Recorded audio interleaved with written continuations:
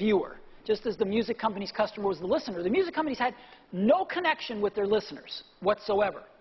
And so what changed in the music industry was not the back end of the business, the A&R, the seeking out and developing of artists and talent over, which is just as important now as it ever was.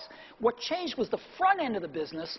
The distribution and marketing was able to be done in a much more effective way, bypassing the distribution channel and going direct to the end user.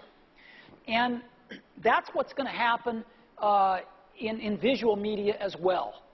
And the marketing's going to get a lot more interesting, more precise, cheaper, efficient, but the content is going to be just as valuable, if not more valuable in the future. So what the studios need to do is to embrace this new front end of the business, to start knowing who their customers are, and to start building mechanisms to communicate with them and tell them when their new product is coming out.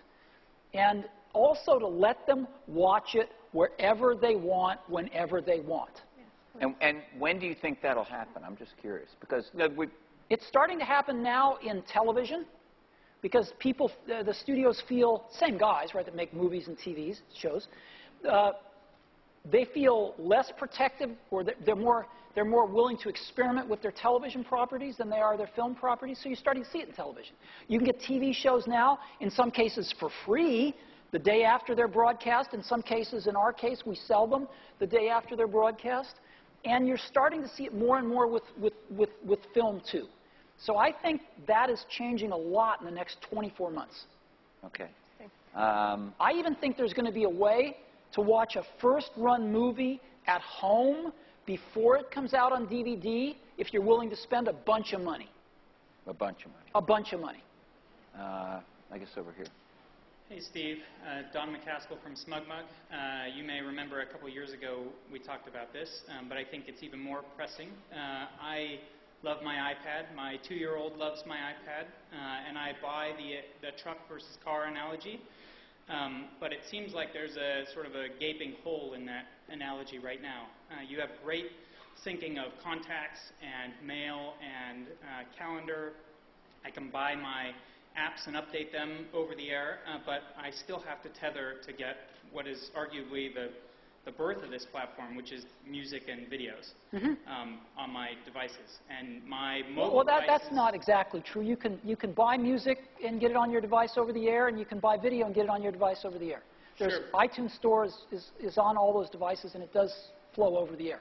But I have a large iTunes library that I built up thanks to you over the last 8 years or No, what you'd like to do is share your library of media amongst your various devices. Yeah. It's not buying it without a wire. Yeah, without a wire. It's not buying it on that device, because you could buy it all on that device. Yeah. It's the tethering No, that I think is the syncing. issue. It's right? the sharing. Yeah. You want to share your content that you've bought or somehow otherwise acquired amongst your various devices. And you can't do that today, right, with iTunes? You can do that today with a wire. You cannot do that today without a wire. So we need to work harder on that. You do? We do. Thank you. You really can't even do it with a wire because it'll blow away. It'll say, well, if you're going to sync with this PC or this Mac. No, but if it's your content, you can do it all real easy. It just takes a wire. So you're going to do better. We need to do better. Okay. Anytime soon? We're working on it. Over here. Hi, Steve. David Roth. I love my iPhone. My wife loves her iPhone.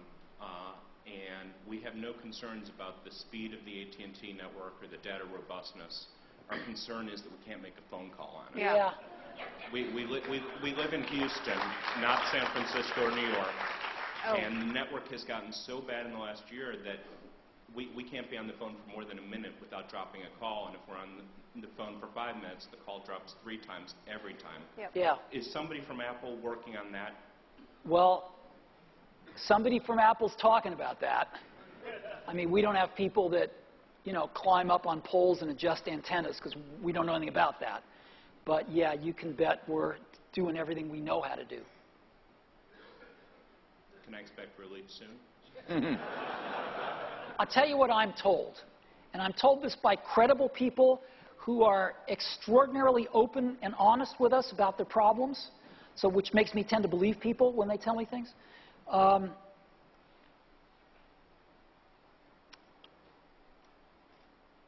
When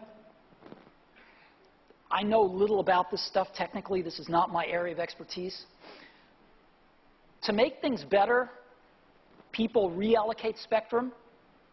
They take spectrum that they weren't using or were using for something else and allocate it to this problem. And they do things like increase the backhaul. So they put in gigabit Ethernets instead of T1s that they had. And they put in more robust switches to switch the data. Things in general, when they start to fix them, get worse before they get better.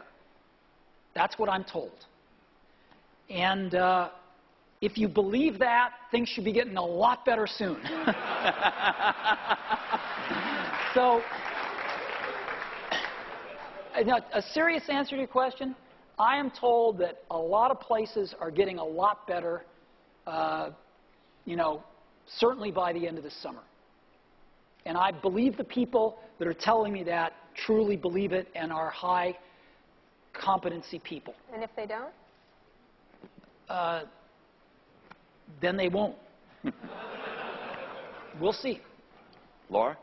Hi, my name is Laura Yeeses. I'm the CEO of SugarSync. We're a cloud service that allows you to synchronize your data between all of your I know you guys. Great. My question is related to the one just a couple of questions ago. We're very excited about the possibilities of interacting with your content, with your cloud-based content on the device, really as a smoother way to get access to your data so you don't have to tether. And we do a pretty good job of that now, but I think we could do an even better job if we could have access to the file system on the iPad or the iPhone to have a true round-trip syncing capability. Mm-hmm. Any plans to do that? There's a lot of things we're working on. So we should chat. Okay, great. Okay, last three questions, very quick. Start here, and that's Right there. Allison Sheridan from Raytheon. I bought the movie Up on Blu-ray DVD from Disney, Thank and you. it came with, you're welcome, it came with a digital download. That was great, so I could put it on my portable devices. So I bought my iPad, and I put it on there, and I bought the VGA adapter, and I plugged it into my projector, and because I bought everything, I couldn't play it because high-definition copy protection stopped me. Had I ripped it to reverse copy protection, downloaded it from BitTorrent, I would have been able to play it. Can you talk at all about how HDCP is helping the anti-piracy effort?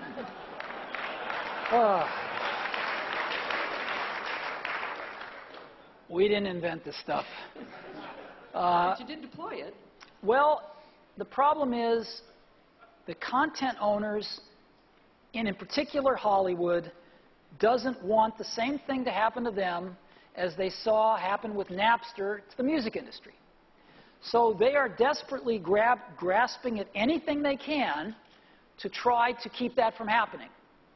Can't blame them. And it's not their business. I mean, they're not in the business of copy protection. They're in the business of content creation. So sometimes they grab the right straws, and sometimes they grab the wrong straws. But if we want to host any of their content, if we want to sell any of their content, they are setting some of the rules about what we have to do. And if we don't want to do them, we try to persuade. But if we fail at persuasion, then we have a simple choice.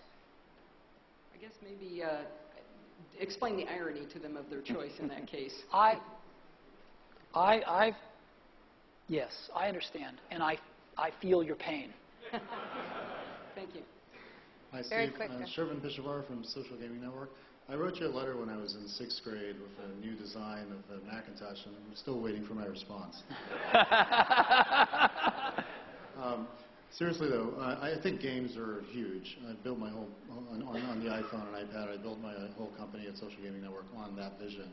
And I'd like to hear from you what your vision for gaming is on all of the new devices in the post-PC era that you've talked about. And I have a couple of suggestions very quickly on the iAd platform and on the Social Gaming Network that you're launching. One is a unified platform for currency for games and apps.